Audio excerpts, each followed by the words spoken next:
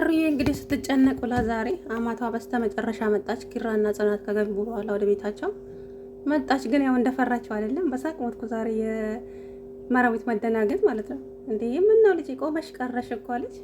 ልሂድ እንደማያለ ወይኔ ውስኪ የእውነት ግን የማታውቁት ሰው በድንገት ስታው ተደነግጣላችሁ አይደለም? በጣም ነው የተደናገጠችው። ግን ወዳታለች። ደስ የሚለው ነገር አፏ ውስጥ ወርቅ አዝንብልኝ ፈጣሪ እያለች አረ እንዳያንቃት አለች ጽናትና ኪራ እንግዲህ ያው ጽናት ግን ዛሬ ለመናገር ወስና ነበረ። ወደ አባውን ብቅል ያወጣዋል ይባላል። እውነት ነው የምር። ያው እንግዲህ ጽናት ስለ ቤተሰቦቹ መጀመሪያ ጨዋታ እንጫወት ብላ ያመጣችው እሷ ነች። ቁጥር እንግዲህ መራዊት ይዛለች። ኪራ 3 ጠራ፣ ጽናት 2 ጠራች። ስለዚህ ቁጥሩ ተቀራራቢ ስለሆነ ያው ኪራ መጠየቅ ስላለበት ኪራ ጠየቃት። ትወጂኛለሽ ወይ ሲላት ምን አይነት ጥያቄ ነው ስትለው የጠየቅኩሽን ብቻ መልሽልኝ። አልጠላህም። ለምን እጠላሃለሁ? አዎ እድሃለሁ አለችው ማለት ነው። ታዲያ ከወደድሽ ለምንድን ነው ምናምን ስትል ምክንያቱም ያንተ ቤተሰቦች ናቸው። የኔ ቤተሰቦች ምን እናት ስትል እንግዲህ መራዊት ቶሎ ብላ አስቆመቻት። ምክንያቱም ትናገር ነበር፣ ማስቆም አልነበረብሽም። አንቺ አልነበርሽ እንደ ቀደም ተናገሪ በኋላ ይቆጭሻል ምናምን ያልሽው ትናገር ነበረ። ለዛ ነው ልጅቷ መጠጥ የሰጣችው። ምክንያቱም በሌላው ጊዜ ድፍረት አላገኘችም ለመናገር። ግን አሁንም ደግሞ አልረፈደም። ኪሩቤል ደግሞ ያፋጥጣታል ነው እሷን። ሰናይትም ታውቃለች። ስለዚህ ወይ ሰናይትን ወይ ጽናትን ያፋጥጣቸዋል ብዬ አምናለሁ። ከዛ እንግዲህ ጽናት ሁሉንም ከተናገረች በኋላ እንግዲህ የሚሆነው ይሆናል ብዬ አስባለሁ። አላቅም ግን ያው ኪራ ቢነገረው ደስ ይለኛል። እንደዚህ ከሚጨናነቅ የሚወዳትን ልጅ እንደዚህ አይኑ ላይ እየተንከባለለች ጉድ እኮ ነው እናንተዬ። ተራርቀው እንኳን ቢሆን ወይ ሊረሳት ይችላል። እዛው አንድ ቤት ውስጥ እየኖሩ እስኪ ያስባችሁታል። አሰላሙ አለይኩም ወራህመቱላሂ ወበረካቱ። ውድና የተከበራችሁ የቻናሌ ቤተሰቦች እንዴት ናቸው? እኔ ያለው አልሐምዱሊላህ። እንግዲህ ኪራና ጽናት ዛሬም ያው ሰላም አላወረዱ። በተለይ እነ ናሆሜ ቤት ሲሄዱ ጭቅጭቃቸው መንገድ ላይ የነ ኬቢ ቤት ነው። የነ ኬቢ ቤት እኮ ያውና ስትል እንግዲህ ቀናት አንጨረጨረው። ለምን ሄደሽ በሩን አታንኳኩላቸው ማለት እኔ እኮ እሱ ቅናት በጣም የሚያስቀኝና እንዴ ምን አልኩኝ? እሺ አሁን የራስሽ ጉዳይ። እኔ እንዴ ቆይ ኪራ ትቀናለህ እንዴ? ምን አስቀናኝ? ሰራተኛዬ ነሽ፣ ለሰራተኛ ቀናለሁ እንዴ አለ። ሰራተኛዬ? አዎ ይሄን አይደለም የምትፈልጊው አላት። እንግዲህ እየተጨቃጨቁ መንገድ ላይ ቆዩ። ከዛም ወደ እነ መራዊት ቤት ሄዱ። መሩዬ እንግዲህ አማቷን ለማየት ምግብ አዘጋጅታ ነበረ። ያው በመጨረሻ ላይ መጣች። ግን ያው ጽናትና ኪራ ወደ ቤታቸው ከተመለሱ በኋላ ጽናትና ኪራ አንድ ላይ ይሆናሉ። ምክንያቱም ለምን መሰላችሁ? ድራማው ራሱ በእነሱ ስለሚያምር ይሆናሉ። ነገር ግን እውነቱን መናገር አለባት። እዚህ ጋር አሁን የተጠራጠረው ነገር ስላለ ግዴታ ያፋጥታታል። በቀጣይ ቪዲዮ ጉድ ተመልከቱ። ትናገራለች ብዬ አስባለሁ። ምክንያቱም ትናንትና ለኪራ አባት ራሱ ብለዋለች። አሁን ሌላ ሚስት እድረዋለሁ ሲላት አይ አሁንስ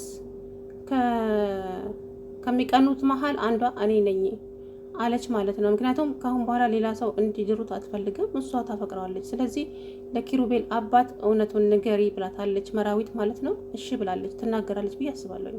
ምክንያቱም እኔ አፈቅረዋለሁ እሱም ያፈቅረኛል ብላ ለሰውየው ትንገረውና ከዛ የሚወስኑትን ይወስናሉ። ኳላስ እና ሰኒዬ ደግሞ በእህቷ የሚያስፈራራት ሰው አለ። አክስቷ ትሁን አላቅም። ለምንድን ነው በእህቴ የምትቀኙ? ተይን በቃ ከህይወታችን ውጭልን። ለምን ተለወጠች ብለሽ ትቀኛለች ወይ? በቃ ተይን እያለች እንግዲህ ብቻዋን እየተብሰለሰለች ትገኛለች። የጽናት የማን ነው የሰኒ እህት እዚህ ስደት ነው ያለችው ይመስለኛል። እና በነገራችን ላይ የሰኒ እህት በዚህ በፊት አውርታለች ማለት ነው። እና ስለ እህቷ በጣም ብዙ መከራ ደርሶበታል።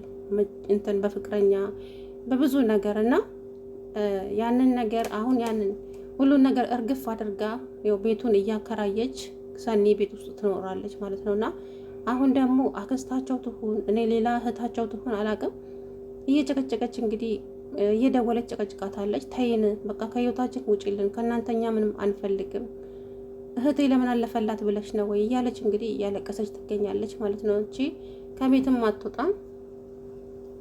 እንግዲህ ጽናትዬ ለኪሩቤል እውነቱን ትናገርና ያበጠው ይፈንዳ፣ ወደ አባውን ብቅል ያወጣዋል ይላል ሀገሬ ሰው። እውነት ነውና ልክ እኮ ወይኑን መጠጣት ከጀመረች በኋላ ሞቅ አላት።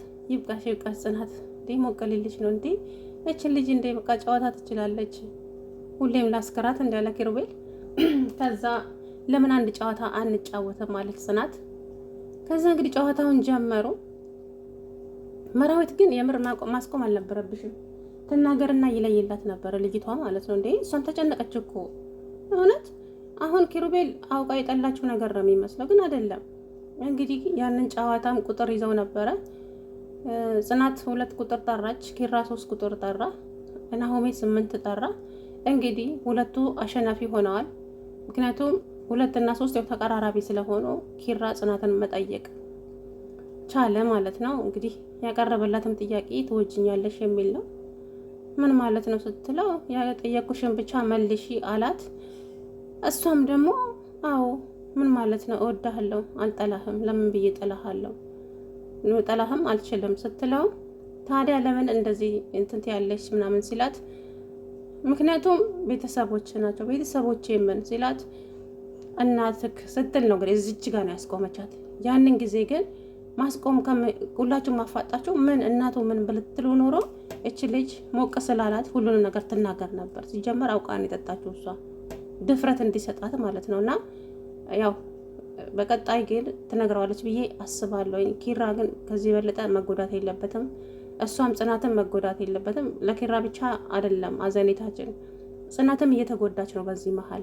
ምክንያቱም ሳትወድ በግዷ ነበረ ለሀሴት ልድረው የተነሳችው አይደለች ልጅ አባትየው ስላስጠነቀቃት ብቻ ነው እንጂ እሷ ኪራን በጣም ነው የምታፈቅረው፣ እሱም እንደዛው። ግን የኪራ አባት ስላስጠነቀቃት ነው እዚህ ሁሉ ጣጣ ውስጥ የገባችው። ያቺ ንቅል ብላ እንኳንም ሄደች። አቶ ሄኖክ ተብየውም ያው ሁለተኛ እዛ ቤት አይመጣም። እንግዲህ የኪራ አባት ይምጣ አይምጣ አላውቅም። ጽናት እውነቱን ተናገሪና የመሸበት እኔ እኮ ያሳቀኝ ደግሞ ማለት ነው በቃ ዛሬ እዚሁ እየተሳሳቀን እዚሁ ታድራላችሁ። እኔ ነኝ ከጽናት ጋር አንደና ማድረው። ምን ነው ምን አደረግኩ? አይ እዚህ ቆጥ ላይ ታድራለህ ካለው አሁን ማለት ነው። ከዛም እንግዲህ እኔ ያሳቀኝ ማለት ነው ወላሂ በጣም ነው የሚያስቁኝ እውነት ለመናገር ማለት ነውና እንግዲህ ያው ተጫወቱ፣ ጠጡ። ጽናትዬም ስካሯ ሲለቃት ወደ ቤት ተመለሰች። ጨጓራ የተቃጠለ ራሴን አመመኝ እያለች እንግዲህ የባባዬ ጁስ ጠጫለች ሲላት ተው እባክህ ማሱማና አሁን ሊፈጨው ነው ስትለው ነይ ወጣ ብለን ጠጥተን ትመጫለች ብሎ እንግዲህ ይዟት ሄደ። ጠጥታ መጣች። ከዛ ከተመለሱ በኋላ ሳትነግረው እነ ሰኒ ቤት ሄደች። እንዲህ ቀናተኛ መሆኑን እያወቀች ሳትነግረው እንግዲህ ሰኒ ጋር ሄዳ ነበረ። ደውሎ የት ነሽ ሲላት ሰናይት ጋር። እንዴት ሳትነግሪኝ ትሄጃለሽ ሲላት እንግዲህ ያው ቅናት ብቻውን እያወራ እንግዲህ ናሆም መጣ ማለት ነው። አንተ ብቻህን ታወራለህ እንዴ ምናምን ሲለው ያልተነካ ግልግል ያውቃል ብላለች እማዬ አለ። እውነት ነው። እና ያው አንተ ልጅ እንደው ምን ይሻልሃል ምናምን እያለ ሁሉንም ነገር ሰብቻለሁ አለ ናሆም።